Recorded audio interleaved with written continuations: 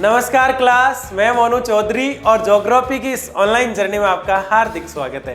कक्षा 12 का भूगोल पढ़ते हुए हम आगे बढ़ रहे हैं। हम बात कर रहे हैं भारत, लोग और अर्थव्यवस्था किताब की। उसका आज नया चैप्टर है। बड़े जोश और जुनून के साथ आपको इस चैप्टर को उसी तरह पढ़ना है, किस तरह, जैसा आपने पिछले चैप्टर को पढ़ा है। वो बातें पुरानी थी, छोड़ो वो बातें अब कल की थी। खनिज, ऊर्जा, उद्योग, सारी चीजें हम पढ़ चुके हैं। हम इस महामैराथन की, हमारे 12th के सिलेबस करने की इस होड़ में उस मुकाम पर पहुंचने वाले हैं जहां हमारा सिलेबस बहुत जल्द खत्म होने वाला है।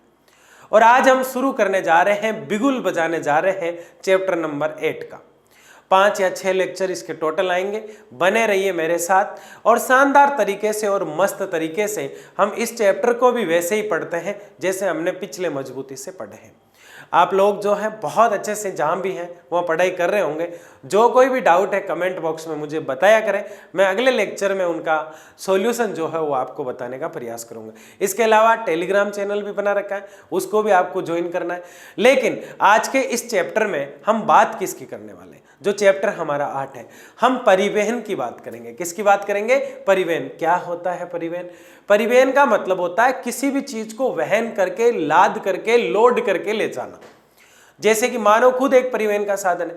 जैसे मैं यहाँ बाइक पे आया या गाड़ी से आया, तो वो गाड़ी मुझे यहाँ के लेके आई, तो वो गाड़ी मेरे लिए क्या है? परिवहन का साधन है। दूसरा, इस चैप्टर में हम क्या देखने वाले हैं? संचार को देखने वाले हैं। अब आप कहेंगे सर ये कौन सी चिड़िया है संचार? संचार का मतलब होता है किसी भी, एक तो होता है संचार और एक होती है सूचना। सूचना का मतलब तो होता है किसी बात को कहना, जैसे मैं बोल रहा हूं और आप सुन रहे हैं, ये सूचना है। और ये जो यूट्यूब है जिसके माध्यम से मैं ये बोल रहा हूं, वो संचार है। अब आपको कुछ कुछ याद आ रहा होगा कि यार ये चीजें जानी पहचानी सी लग रही है, लेकिन फर्क सिर्फ इतना है कि उस मानव भूगोल की किताब में हमने संचार और परिवहन को पढ़ा है। फिर कहेंगे सर दोबारा क्यों पढ़ा रहे हो? दोबारा इसलिए पढ़ना पड़ रहा है क्योंकि वो ज्योग्राफी जो थी मानव भूगोल के मूल सिद्धांत, वो पूरी ही विश्व लेवल पे, वर्ल्ड लेवल पे थी। जबकि ये जो ज्योग्राफी है ये पूरी ही इंडियन ज्योग्राफी है, यानी भारत, लोग और अर्थव्यवस्था। समझ रहे आप? तो इसके अंदर हम क्या क्या देखने वाले हैं, ठीक है ना? चैप्टर फ्लो क्या होता है, किस चैप्टर में हम क्या पढ़ने वाले हैं? तो इस चैप्टर में हम क्या पढ़ने वाले हैं भाई?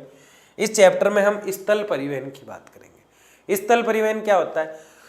जो परिवहन के साधन जमीन पर चला करते हैं उन्हें हम स्थल परिवहन कहते हैं। तो जमीन पे कौन चलता है? सड़क पर चलने वाले सारे साधन जमीन पे चलते हैं, सारे व्हीकल्स जमीन पे चलते हैं। रेल, जिसे हम ट्रेन कहते हैं, जिसे हिंदी में कहते हैं लोहापथगामिनी। हिंदी में क्या कहते हैं? उससे सही नाम क्या है ट्रेन का? लोहापथगामिनी। तो ट्रेन हो गई, यानी कि रेल के सारे रास्ते हो गए। तो रेल मार्ग किस में आ गया?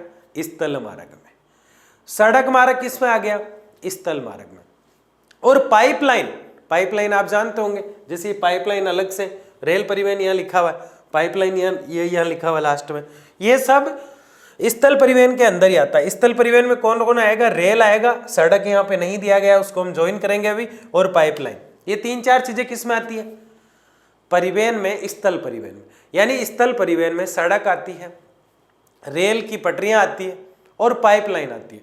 अब आप कहेंगे सर पाइपलाइन क्या करती है? पाइपलाइन गैस का आदान प्रदान करती है।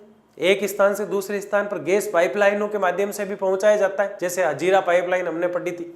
दूसरा, अगर हम देखें तो पाइपलाइन के द्वारा पानी भी पहुंचाया जाता है, पेट्रोल भी पहुंचाया जाता है, गैस भी पहुंचाया जाता है। जैसे एक एग्जांपल देता हूं, राजस्थान के अंदर एक बनास नदी है। उस बनास नदी को टोंक जिले में रोका गया और वहां एक बांध बनाया गया। उस बांध से 2 पाइपलाइन निकाली गई और एक जयपुर की तरफ गई और एक अजमेर की तरफ गई। दोनों शहरों को पेयजल यानी पीने का पानी देती है। वो पानी कैसे आता है? पाइपलाइन के माध्यम से। तो ये दोनों इसके अंदर आ जाते हैं। जल परिवहन में नावें हैं, नाव चला करती है, वो है। नावें ऊपर पानी के ऊपर चला करती है, गोताखोर पानी के अंदर चला करते हैं। तो दोनों चीजें हम इसके अंदर डिटेल से देखने वाले हैं। वायु परिवहन तो एरोप्लेन्स होता है, एक तो राष्ट्रीय एरोप्लेन्स होते हैं, एक इंटरनेशनल लेवल की एरोप्लेन्स होती है, यानी अंतरराष्ट्रीय फ्लाइट, एक राष्ट्रीय फ्लाइट। ये दोनों भी हम समझने, मतलब वायु परिवहन को भी हम समझने वाले।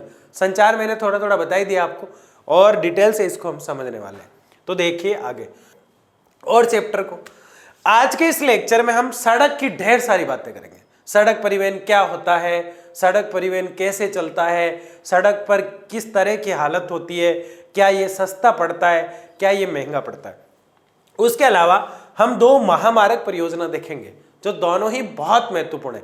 एक महामार्ग परियोजना जो हमें ये बताएगी कि वास्तव में महामार्गों को कैसे जोड़ा जाता है। महामार्ग होते हैं हाईवे, एक तो होता है नेशनल हाईवे और एक होता है स्टेट हाईवे। नेशनल हाईवे राष्ट्रीय महामार्ग कहलाता है और जबकि स्टेट हाईवे राज्य महामार्ग कहलाता है। तो इनको पढ़ना शुरू करते हैं मजे के साथ, दिलचस्पी के साथ, है ना मेरे प्यारे प्यारे गुलगुलू। मस्ती के साथ पढ़ना है। कैसे पढ़ना है? पढ़ाई बोरिंग होती ही नहीं है।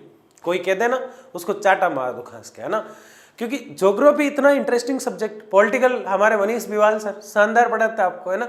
तो ऐसी चीजों को पढ़ा करो। देखो क्या कह रहा है ये। प्राचीन काल में मनुष्य पगडंडियों तथा कच्ची सड़कों के रास्ते से आवागमन करता था। क्या करता था? आवागमन का मतलब होता है आना जाना। आवागमन का मतलब क्या होता है? आना जाना। आवागमन का मतलब क्या होता है? आना जाना। प्राचीन समय में मनुष्य पगडंडियां, अब आप कहेंगे सर पगडंडियां क्या है? पगडंडियां कुछ ही नहीं है, जैसे कि ये खेत है, ठीक है, एक व्यक्ति को इस खेत से एक गांव यहां है, एक गांव कहां है? इस स्थान पर, दूसरा गांव कहां है? इस स्थान पर। अब इस गांव के लोग एक तो यहां से घूम के जाए, इस गांव में एक व्हीकल्स लेके गए, कोई साधन लेके गए, जब तो वो घूम के चले जाएंगे, कोई दिक्कत नहीं। लेकिन कभी कभी उनका मन हुआ कि मैं तो पैदल ही जाऊंगा, तो वो क्यों घूम के जाएगा इतना?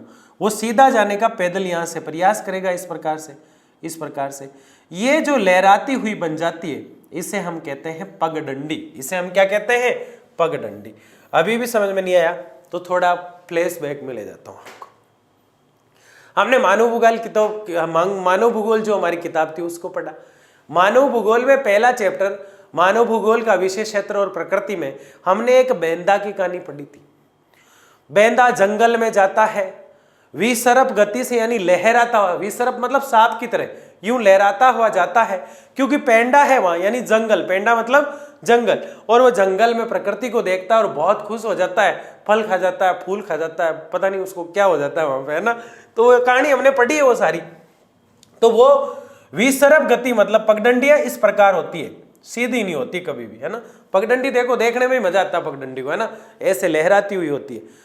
अब आप फिर भी नहीं समझे कि पगडंडी पैदल चलने का रास्ता होता है, बस इतना याद रखो, ठीक है ना। तो प्राचीन काल में लोग पैदल ही चलते थे, था क्या? कुछ भी नहीं था। फिर बैलगाड़ी आई, फिर मजा आ गया, बोले धक धक धक धक धक धक धक धक, है ना, कि यार बैलगाड़ी आ गई, मजे ही मजे, है ना। बैलगाड़ी को कई लोगों को तो मैं देखता हूं आज भी बैलगाड़ी अब तो टूरिस्ट के रूप में काम में ली जाती है, जबकि परिवहन का पहला साधन ही कौन है? पहले बैलगाड़ी आई सबसे पहले।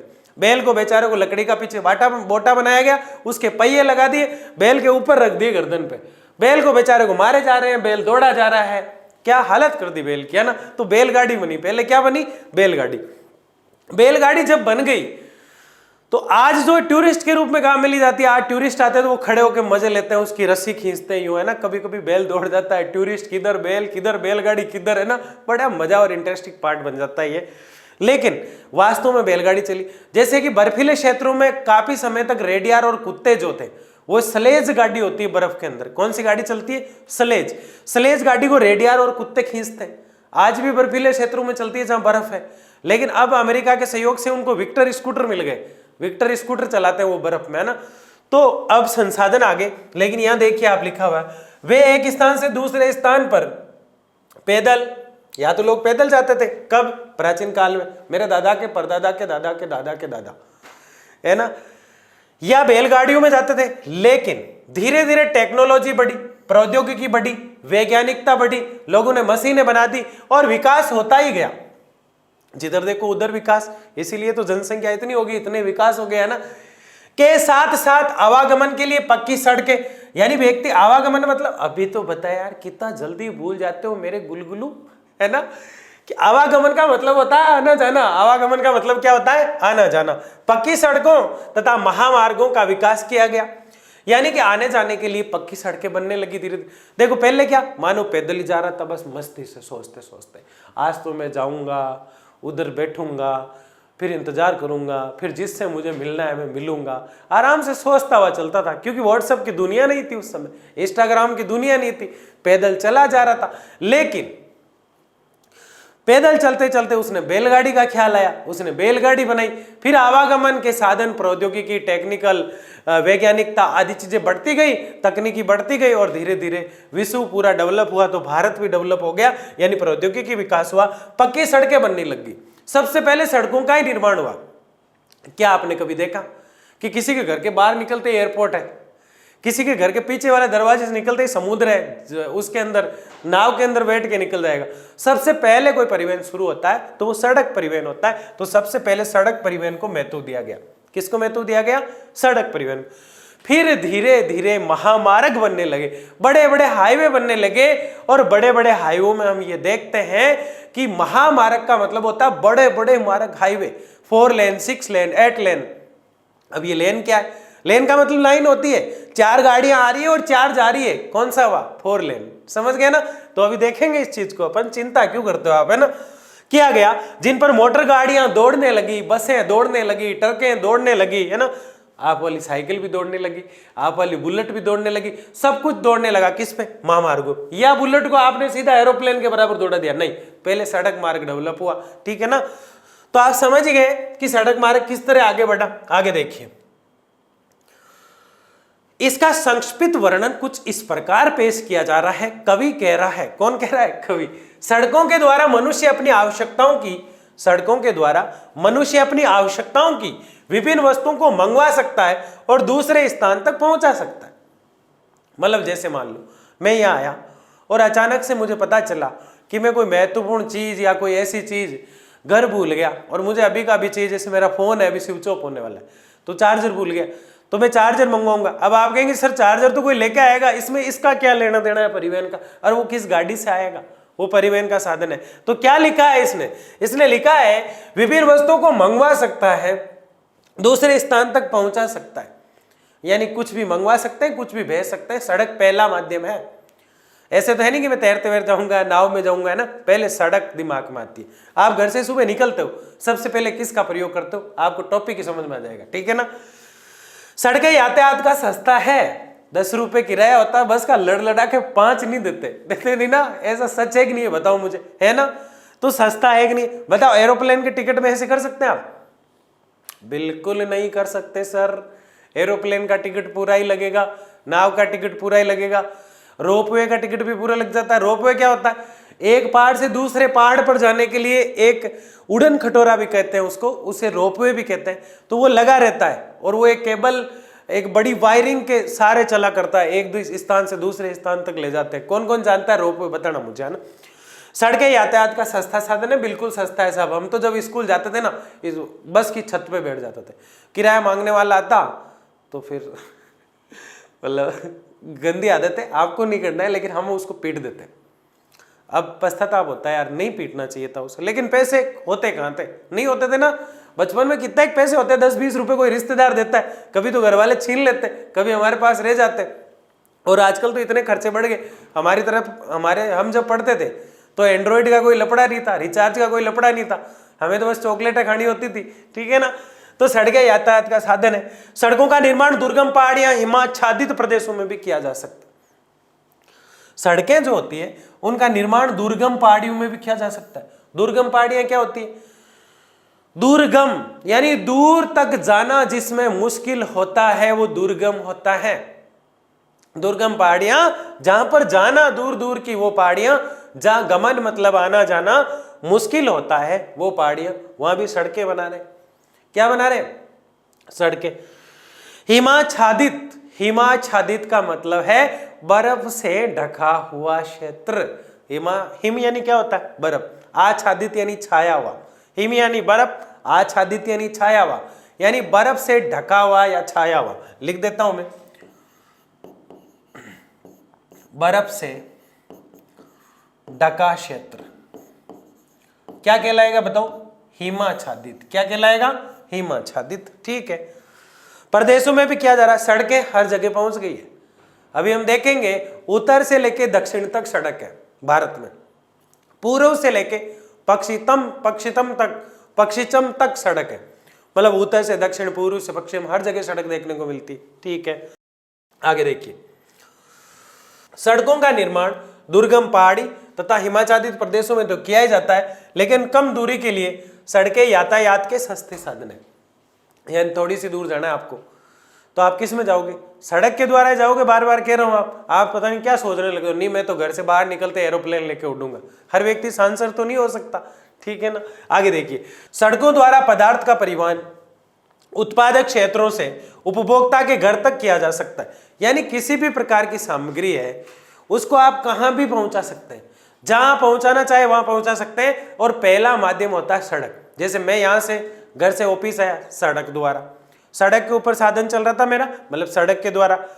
कोई यहां से वापस आएगा, किसके द्वारा? सड़क के द्वारा। तो सबसे पहला जो परिवहन है वो सड़क परिवहन है। कौन सा परिवहन है? सड़क परिवहन। आगे देखिए, ये देखो ये बस चल रही है, किस परिवहन में चल रही है? सड़क परिवहन में। आगे देखिए, सड़कों द्वारा माल को लाने ले जाने की अधिक सुरक्षा रहती है।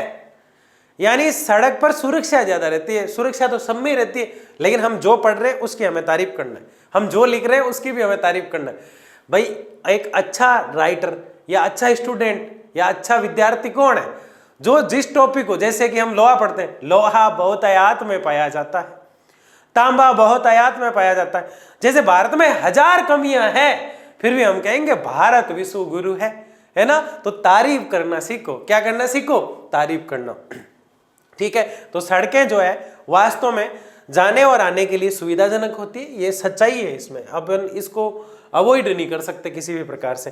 देखो कितना इंटरेस्टिंग टॉपिक है ना, आप फालतू ही लोड लेते हैं तो यार हार्ड लगता है, वो लगता है, कुछ भी नहीं है, दम वाली बात।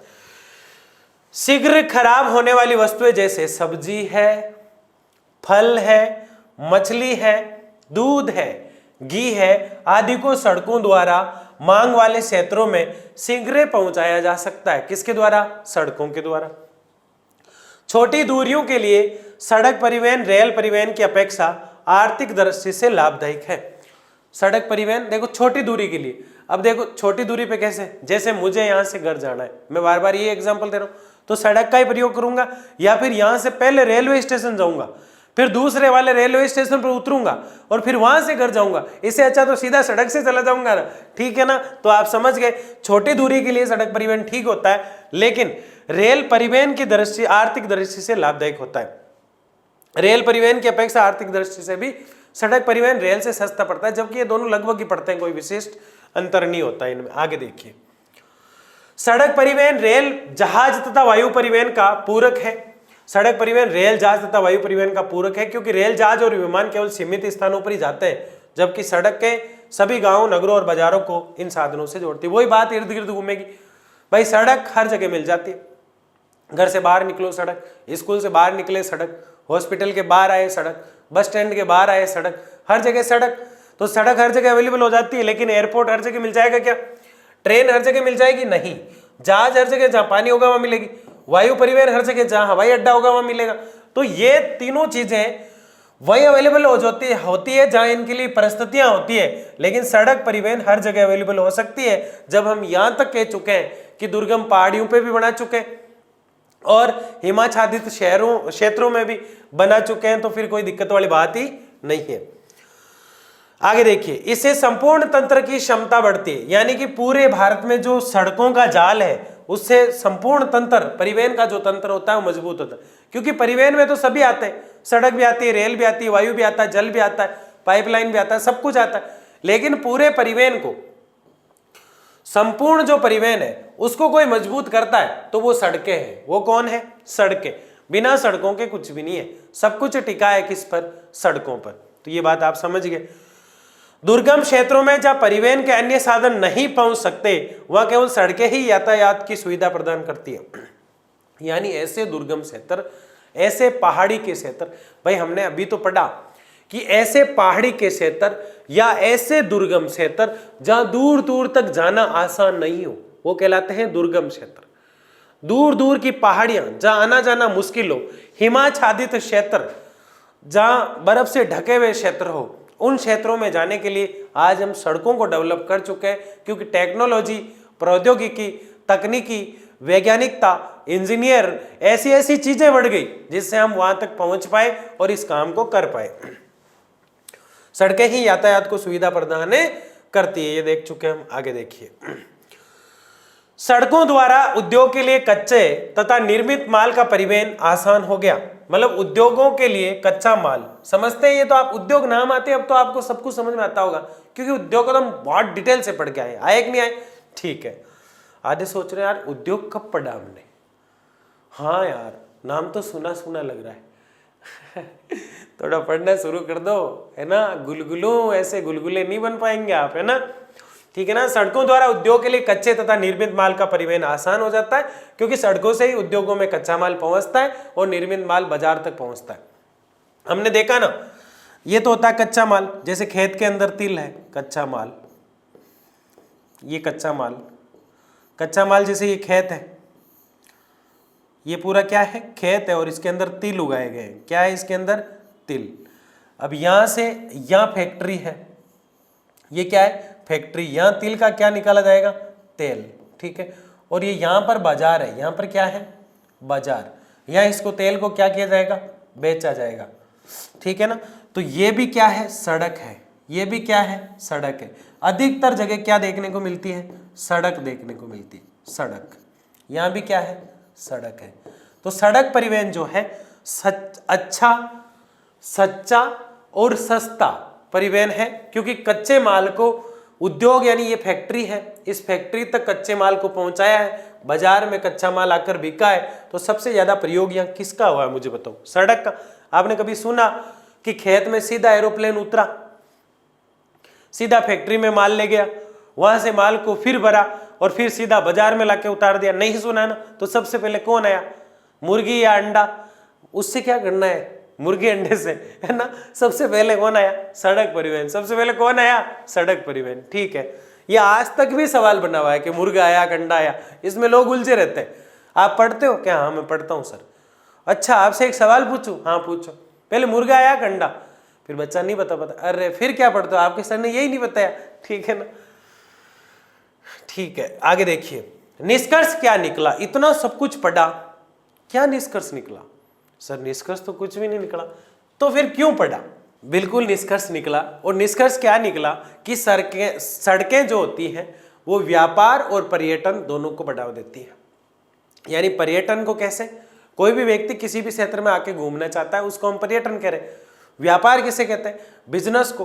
तो कोई भी व्यक्ति बिजनेस करना चाहता है वो सड़क के माध्यम से जाता है। पहले तो एयरपोर्ट आ गया, लेकिन बाद में तो सड़क का ही प्रयोग करेगा। तो व्यापार और पर्यटन दोनों को बढ़ावा देती है। दो तो याद रखना ही है। आगे और पढ़ते हैं क्या है। सड़कें कच्ची भी होती है और पक्की भी होती है। कच्ची अधिक होती है, वो जो कचरा हो जाता है बारिश के अंदर, कीचड़ में आप उलझ के गिर जाते हैं, है ना, पड़ जाते हैं ना, तो वो कच्ची सड़कें होती है ना। पक्की सड़कें मजबूत होती है। हाईवे जो होते हैं शानदार, है ना, गाड़ी चलती है 120, 40, 150 की स्पीड में, आप दौड़ाते हैं। बनाना आसान में सस्ता पड़ता है। सड़कों को बनाना आसान है और सस्ता पड़ता है। डामर जानते हो, ये भी एक पेट्रोलियम पदार्थ है। कैसा पदार्थ है? पेट्रोलियम। लेकिन इनका प्रयोग सभी ऋतुओं में नहीं किया जा सकता। जैसे भारी बारिश होगी, अत्यधिक भारी वर्षा और बाढ़ के दौरान पक्की सड़कें भी टूट जाती है ना। शहरों की सड़कें अक्सर टूट जाया करती है, पानी जाने का रास्ता नहीं होता, पानी भर जाता है। गांव में भी दिक्कत आ सकती है ये तो सड़कें परिवहन की दृष्टि से सस्ती होती है, बनाने में भी सस्ती होती है, लेकिन बार बार बनाना पड़ता है, इसलिए ये महंगी पड़ती है। ये सच्चाई है। ठीक है ना। तो सड़क से संबंधित सवाल आएगा, फिर तो गलत नहीं करोगे ना। छोटी छोटी बातें हैं पर लिखना है। आधों को ये लगता है सड़क ही तो है, मैं लिख दूंगा, मेरे घर के पास से निकलती है। इतने से काम नहीं चलेगा। 2-3 पृष्ठ पढ़ने पड़ते हैं। पढ़ते कि नहीं पढ़ते? ठीक है ना। और इस बार मैं लेके आऊंगा महा मैराथन क्लास आपके बोर्ड के एग्जाम से पहले। 7-8 घंटे लगातार पूरी ज्योग्राफी को हम पढ़ेंगे। बताओ पढ़े या नहीं पढ़े? कमेंट बॉक्स में बताना है। सड़कें टूट जाती है। सड़कें किसी भी देश के व्यापार और वाणिज्य को विकसित करने एवं पर्यटन को बढ़ावा देने में महत्वपूर्ण भूमिका निभाती है। यानी किसी, देखो ये दोनों चीजें पकड़ लो आप। वाणिज्य को विकसित करने यानी किसी देश को अपना बिजनेस विकसित करना है तो सड़कें अच्छी होना जरूरी है। दूसरा, किसी देश में लोग घूमने आए यानी उस देश का पर्यटन बढ़ाना है, तो ये दो चीजें जो है इनको अगर बढ़ाना है, किसी देश को अपना व्यापार बढ़ाना है या फिर किसी देश में बाहर से आने वाले लोगों की संख्या को बढ़ाना है, पर्यटक जिसे हम कहते हैं, पर्यटन जिसे हम कह सकते हैं। पर्यटक तो वो है जो आया है, और पर्यटन वो क्षेत्र है जिसको देखने वो आया है। जैसे कि राजस्थान के अंदर पुष्कर ब्रह्मा जी का मंदिर सबने सुना, तो वो पर्यटन क्षेत्र है, और कोई उसको देखने के लिए आता है तो वो पर्यटक है। तो ये दोनों चीजें होती है। तो वाणिज्य को विकसित करते हैं और पर्यटन को बढ़ावा देने में महत्वपूर्ण भूमिका निभाती है। विश्व में परिवहन के अन्य साधन की तुलना में सड़क परिवहन का विकास और प्रसार अधिक हुआ है। यानी विश्व में जो है सबसे ज्यादा विकसित कोई हुआ है तो वो सड़क परिवहन है। रेल मार्ग इतना डेवलप नहीं, वायु परिवहन इतना डेवलप नहीं, जल परिवहन इतना डेवलप नहीं, लेकिन इसका मतलब नहीं कि वो पीछे है। लेकिन इन चारों पांचों परिवहन में जो सबसे आगे टॉप में चल रहा है, टॉप 5 में सबसे ऊपर चल रहा है, मतलब टॉप 5 नहीं, वो है सड़क परिवहन। वो कौन है? सड़क परिवहन। तथा इसने आर्थिक विकास में महत्वपूर्ण योगदान दिया। सड़कें आर्थिक विकास करती है, पर्यटक आता है पैसे देके जाता है, व्यापारी आता है पैसे देके जाता है, बस वाले को किराया देता है, जहाँ घूमता है वहां पैसे देता है, पानी की बोतल के पैसे देता है, पिज्जा बर्गर खाता है उसके पैसे देता है। लड़कियां सोचेगी पानी पतासे का नाम नहीं लेते सर, पानी पतासा खाते हैं, उसके साथ उनकी लुगाई आती है, वो पानी पतासे खाती है ना, तो ये सब कुछ होता है ना। तो ये समझ गए आप। निष्कर्ष क्या निकला? किसी भी देश का विकास करने के लिए और पर्यटन का विकास करने के लिए और व्यापार का विकास करने के लिए सारी अच्छी चीजों में सड़कों का होना भी जरूरी है। इसलिए पर्यटन और वाणिज्य को विकसित करने के लिए सड़कों का विकास और प्रसार जरूरी है। एक लाइन में बोलूं इस चीज को तो सिर्फ इतना बोलूंगा कि किसी देश के व्यापारिक और पर्यटन विकास की दृष्टि से सड़कों का विकास और प्रसार जरूरी है। नहीं समझ में आया तो पीछे लेके देख लो, ठीक है ना। आगे देखिए, परिवहन के साधन। परिवहन के महत्वपूर्ण साधनों को निम्न प्रकार से वर्गीकृत किया जा सकता है। किस प्रकार से? देखो एक डायग्राम आने वाला बहुत ही शानदार, ये देखिए। स्थल परिवहन मैंने शुरू में जब इस चैप्टर और इस लेक्चर को शुरू किया था तब मैंने आपको 3 चीजें बताई थी कि परिवहन जो है 3 रूप में दिखाई देता है। एक तो जो जमीन पर चलता है वो स्थल है। किस पर चलता है? जमीन पर, ठीक है। दूसरा जल मतलब पानी, इसको तो मैं क्या ही लिखूं, ठीक है ना। और वायु मतलब हवा। एक तो जमीन पे चलता है परिवहन। जमीन पे कौन कौन है? सड़क आपको कहां दिखाई देती है बताओ? जमीन पे दिखाई देती है सर, कोई दिक्कत नहीं है। रेल आपको कहां दिखाई देती है? जमीन पे दिखाई देती है, तो इसको मैं रेलवे लाइन कर देता हूं, इसको सिर्फ सड़क रहने दो आप, ठीक है ना, ये लाइन हटा दो। और पाइप भी क्या होती है? लाइन ही होती है। पाइप भी क्या होती है? लाइन, ठीक है ना। तो स्थल जो है वो 3 रूपों में, सड़क परिवहन, रेल परिवहन और पाइपलाइन परिवहन। इनको कैसे बोल सकते हैं अपन? जमीन पर जो परिवहन होता है वो 3 प्रकार से, सड़क परिवहन, रेल परिवहन और पाइपलाइन परिवहन, 3 होते हैं। तो आगे सड़क वाले आपको समझ में, सड़क नहीं कह के इसको स्थल बोल दो, जमीन वाले बोल दो, तो जमीन में सड़क, रेल और पाइपलाइन तीनों आती। सड़क तो देखते ही हम, रेल की पटरियां देखते हैं, पाइपलाइन जमीन के अंदर होती है लेकिन जमीन पे ही होती है, ठीक है ना। जल, अंतःस्थलीय आंतरिक गोताखोर जो पानी में गोते लगाते हैं और हीरे पन्ने ढूंढ के लाते हैं, वो सब इसमें आ जाते हैं। सागरीय महासागरीय मार्ग जो नावें चलती है पानी के ऊपर, वो सब इसमें आ जाती है। तो ये 2 जल के हो गए 2 भाग। और तीसरा तो बहुत सिंपल है। क्या है तीसरा? तीसरा सिंपल है। एक तो वो फ्लाइट है जो अपने देश की, अपने देश के अंदर ही उड़ती है। एक वो जो विदेश से आती है और विदेश चली जाती है, अपनी वाली विदेश गई और वापस आई, वो सब अंतरराष्ट्रीय फ्लाइट है। और ये सब राष्ट्रीय फ्लाइट है। बताओ डायग्राम समझ में आया कि नहीं? तो परिवहन के साधन कितने? स्थल, जल, वायु। उल्टा बोलूं तो भी वही होगा। कैसे बोल सकते हो आप? स्थल, जल, वायु, वायु, जल, स्थल, ठीक है ना। तो आराम से याद हो जाता है। आगे देखिए, स्थल परिवहन, सड़क, रेलवे, पाइपलाइन स्थल परिवहन के प्रमुख साधन है। स्थल परिवहन में 3 है, सड़क है, रेल है और पाइपलाइन है, कोई दिक्कत नहीं है। सड़क परिवहन, भारत का सड़क जाल विश्व के विशालतम सड़क जालों में से एक है। यहाँ हमारे देश में 56 लाख किलोमीटर सड़कें हैं, मतलब सघनतम जाल बना हुआ है सड़कों का। देखो इधर ये गाड़ी चल रही है, इधर ये चल रही है, इधर ये चल रही है, और कितनी गाड़ियां आ गई यहाँ पे, है ना। तो गाड़ियां चल रही है कि नहीं चल रही है? कितने लाख किलोमीटर? 56 लाख किलोमीटर। ये तो मैं आपको 2017-18 के आंकड़े बता रहा हूँ। उसके बाद तो नितिन गडकरी जी ने सड़कें कर दी। बंदा मूंछ पे ताव देता है और सड़क बना देता है। नितिन गडकरी कौन बना देते हैं? नितिन गडकरी। सड़कें बना दी उन्होंने, है ना। भारत को डेवलप कर दिया सड़क के मामले में, सैल्यूट है उनको। 2017-18 की बात बता रहे हैं, 56 लाख थी उस समय। सड़क परिवहन के विकास का प्रथम प्रयास, देखो 2 चीजें सुनो।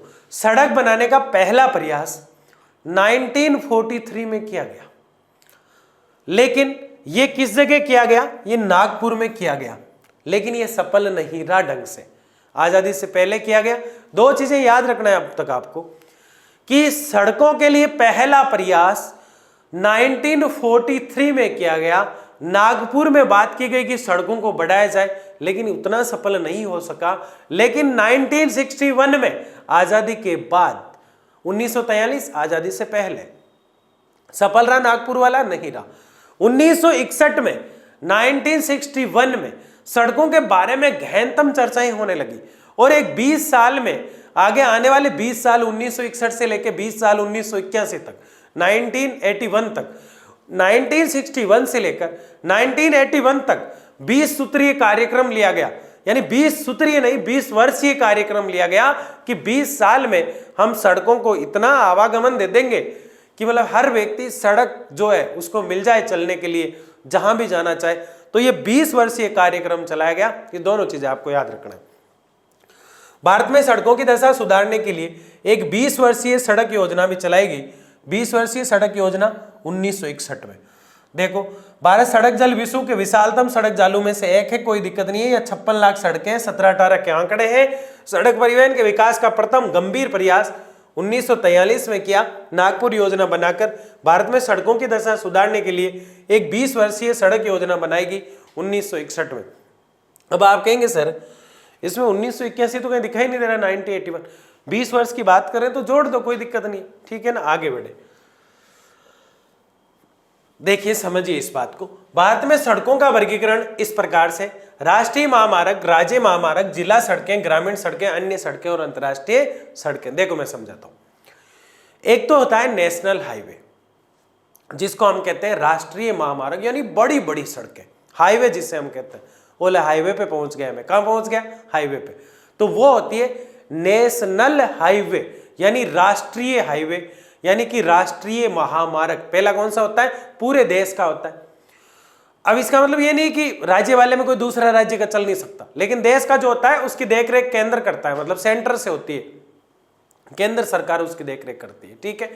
एक होता है राज्य महामार्ग, यानी स्टेट का रास्ता हो गया, इसलिए इसको कहते हैं स्टेट हाईवे। तो एक तो नेशनल हाईवे NH और एक स्टेट हाईवे SH, समझ गए। तो नेशनल हाईवे और स्टेट हाईवे, यानी हिंदी में कहूं तो राष्ट्रीय महामार्ग और राज्य महामार्ग, समझ गए, कोई दिक्कत नहीं है। देखो पहले तो दो ये रहे, राष्ट्रीय महामार्ग यानी ये नेशनल हाईवे, राज्य महामार्ग ये दोनों समझ में आ गए। पहले देश आता, फिर राज्य आता, फिर जिला आता कि नहीं आता है? जिला आता है सर, तो फिर जिला सड़क होगी, और फिर गांव आ जाते हैं जिले के तो ग्रामीण सड़क। लेकिन वो चीज जो बहुत महत्वपूर्ण है सुरक्षा की दृष्टि से, वो जो सड़कें होती हैं वो कहलाती हैं अंतरराष्ट्रीय सड़कें, जो बॉर्डर के इर्द गिर्द घूमती हैं, अंतरराष्ट्रीय सड़कें। अंतरराष्ट्रीय सड़कें अलग रखना है। फिर गांव, गांव से ऊपर वाली जिला, जिला से ऊपर वाली राज्य, और राज्य से ऊपर वाली राष्ट्रीय। बस आसानी से याद हो जाती है। 5 प्रकार बताए मैंने। राष्ट्रीय महामार्ग विकास परियोजना स्वर्णिम चतुर्भुज परियोजना है एवं उत्तर दक्षिण तथा पूर्व पश्चिम गलियारा। ये 2 योजनाएं हम पढ़ेंगे, ये आपको ढंग से समझना है। पक्का तैयार होकर बैठ जाओ, है ना। 10 मिनट में फ्री कर दूंगा आपको, फिर आराम से खेलना कूदना कुछ भी करना, जिससे मिलना है, जिससे मिलके आना है, जो भी खाना है खा के आना है, बाहर पार्क में जाना है, कहीं भी जाना है, 10 मिनट पढ़ना है। कितने मिनट पढ़ना है? 10 मिनट। राष्ट्रीय महामार्ग ये दोनों आपको पढ़ने हैं। विकास परियोजनाएं 2 परियोजनाएं हैं। कितनी परियोजनाएं हैं? 2। ये दोनों परियोजनाएं, एक को तो हम कहेंगे गलियारे के नाम से जानते हैं। किसके नाम से? गलियारा। और एक को हम जानते हैं स्वर्णिम चतुर्भुज। स्वर्णिम चतुर्भुज 4 बड़े शहरों को जोड़ेगी, 4 शहरों को जोड़ने का कार्य करेगी, अभी देखेंगे।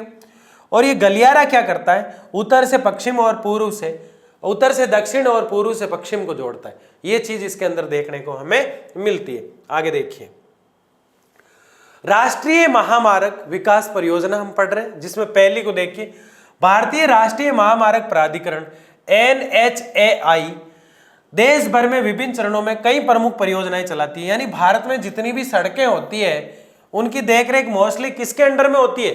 भारतीय राष्ट्रीय महामार्ग प्राधिकरण। यानी कि भारत का एक सड़क विभाग बना हुआ है, उसको हम कह सकते हैं NHAI, NHAI, NHAI, इसको क्या बोलते हैं?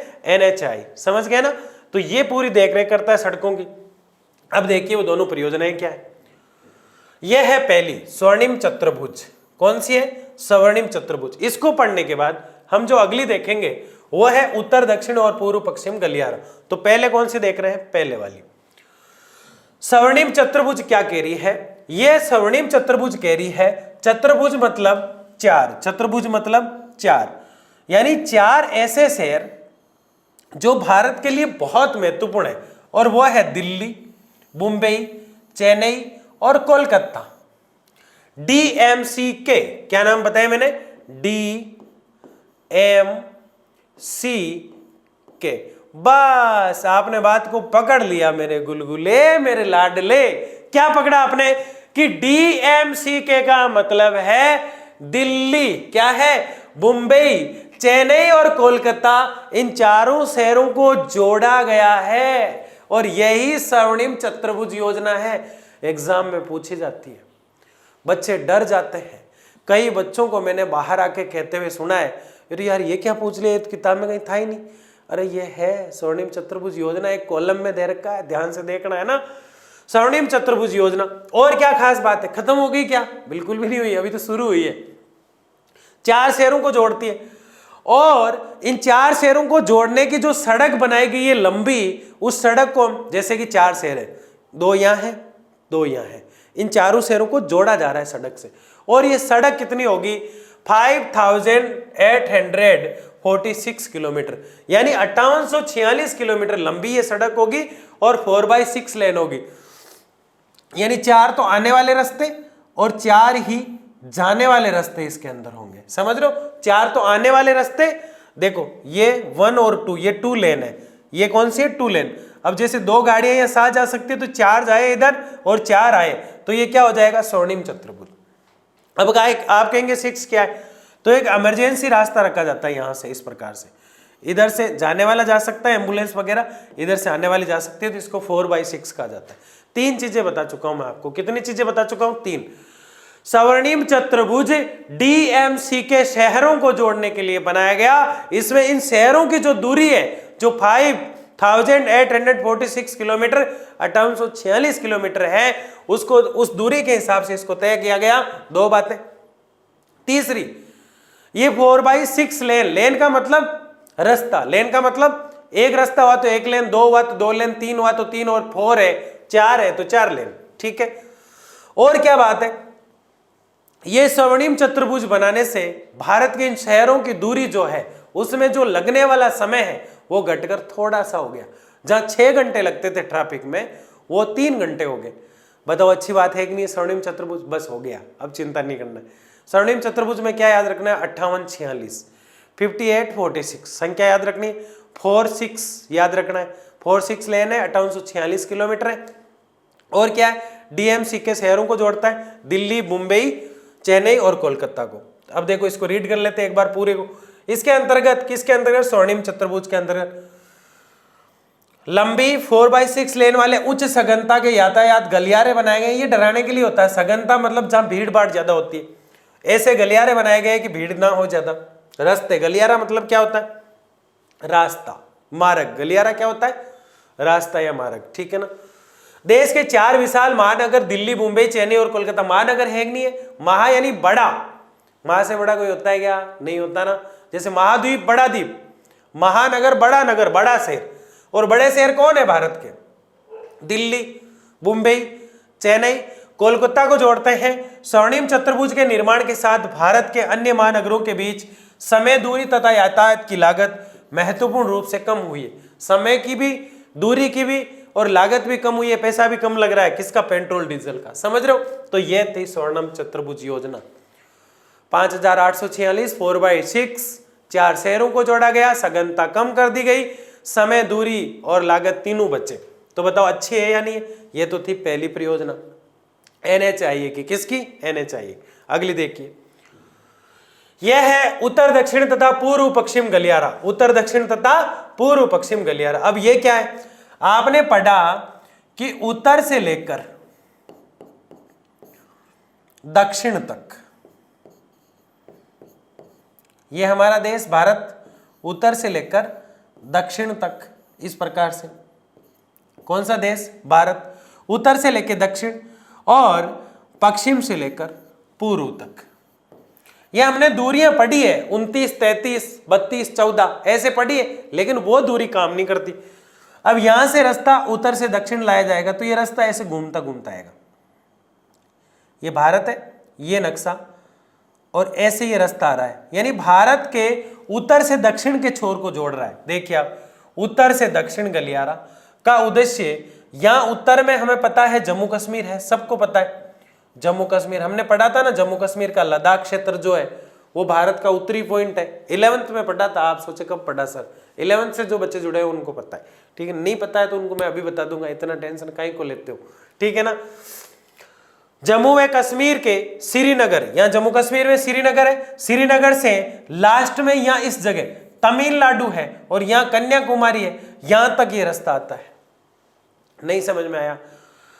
उत्तरी और दक्षिण, उत्तर से दक्षिण, जैसे मानो कि मैं भारत का नक्शा हूं, ठीक है, मुझे भारत का नक्शा ही बना दोगे समझने के लिए, तो जैसे मेरा चेहरा भारत का नक्शा है, तो उत्तर से लेके दक्षिण तक ऐसे ये गलियारा टेढ़ा मेढ़ा टेढ़ा मेढ़ा टेढ़ा मेढ़ा यहां तक आएगा। आ गया, उत्तर से दक्षिण तक आ गया, ठीक है। तो उत्तर में भारत के क्या है? जम्मू कश्मीर, और दक्षिण में क्या है? तमिलनाडु। तो जम्मू कश्मीर से तमिलनाडु को आएगा, तो जम्मू कश्मीर में कहां से चला? श्रीनगर से। तमिलनाडु में कहां से कहां आके खत्म हुआ? कन्याकुमारी में। हो गया पहला। दूरी कितनी है? तो इसकी टोटल दूरी है 4016 किलोमीटर। कितनी है भाई? 4016। यानी कि इस उत्तर से चला और इस दक्षिण तक आया। इस उत्तर में जो है, यहां पे जो शॉर्ट टेलीग्राम है, यहां से जम्मू एंड कश्मीर का श्रीनगर जो है वहां से चला, और ये चलता हुआ इस प्रकार से दक्षिण में तमिलनाडु की जो जगह है कन्याकुमारी, वहां तक आ गया। दूरी कितनी हुई? 4016 किलोमीटर। 4016 किलोमीटर, बस कहानी खत्म। अब रास्ता चलेगा यहां से इस प्रकार से लहराते हुए भारत के इस हिस्से में। दूसरा वाला, तो ये कहां से कहां तक? उत्तर से दक्षिण वाला हम पढ़ चुके हैं, 4016 है। अब हम ऐसे, तो भारत उत्तर से चला दक्षिण तक आए, कोई यहां से गाड़ी शुरू करता है जम्मू कश्मीर से और दक्षिण में तमिलनाडु तक आता है, तो उसकी गाड़ी की घड़ी के अंदर जो किलोमीटर का आंकड़ा है वो कितना बताएगा? 4016। अब तो समझ में आ गया, कोई दिक्कत नहीं है। तो ये तो हुआ पहला गलियारा, ठीक है। फिर वो क्या था? वो तो 4 शहरों को जोड़ रहा था, उसका तो मुद्दा ही अलग है। फिर ये यहां से यह वाला, यानी पश्चिम से पूर्व वाला, पश्चिम से पूर्व मतलब यहां से इस कान से इन कान तक आना है, मतलब इस कान से, पश्चिम के कान से पूर्व के कान तक आना है, ऐसे इस प्रकार से ऐसे आएंगे ना, ठीक है ना। अब आप कहेंगे ये क्या सर, बस स्टैंड है क्या कोई बीच में, है ना? तो इस प्रकार से आएंगे। तो ये जो दूरी होगी, भारत को ऐसे जोड़ा जा रहा है, पहले तो ऐसे जोड़ा भारत को, अब भारत को ऐसे जोड़ा जा रहा है। तो ये दूरी कितनी होगी? पहले ये चलेगा कहां से? तो देखो ये असम से चलेगा। ढूंढो कहां है असम। पूर्व पश्चिम गलियारे का उद्देश्य असम से शुरू होता है, और असम में एक जगह है, असम में एक जगह है, इस जगह पश्चिम बंगाल पश्चिम क्षेत्र में असम से शुरू हुआ ये, और मतलब इस जगह से, यहां से पूर्व से शुरू होगा, इस तरफ से आएगा, इस तरफ से, ठीक है ना। यहां से शुरू हुआ असम में सिलचर से, और यहाँ लास्ट में गुजरात है, गुजरात के पोरबंदर में खत्म हो जाता है, और ये 3640 किलोमीटर है। देखो अब बताता हूं मैं आपको। जम्मू से शुरू हुआ, तमिलनाडु में खत्म, 4016, कोई दिक्कत नहीं है। असम से शुरू हुआ, इधर से घूमते हुए गुजरात तक आया, खत्म, कहानी खत्म। बस ये दोनों याद हो गया आपको, यार क्या बात है। 3640 किलोमीटर तो ये है, 4016 ये। इसमें जम्मू श्रीनगर, इसमें लास्ट वाला तमिलनाडु कन्याकुमारी, इसमें असम का सिलचर, और इसमें गुजरात का पोरबंदर। इतना आसान याद करना है, फिर भी डरते रहते हो। इतनी आसान ज्योग्राफी है ना। आगे देखते हैं, आ गया ना समझ में? तो देखा हमने, समझा हमने, एक एक चीज को जाना। जो यहाँ तक पहुंचा है समझते हुए और देखते हुए, वो कमेंट बॉक्स में जरूर बताइए कि लेक्चर कैसा लगा आपको, क्या ये चैप्टर वाकई इंटरेस्टिंग है या नहीं है। मिलते हैं अगले लेक्चर में, तब तक के लिए जय हिंद, जय भारत।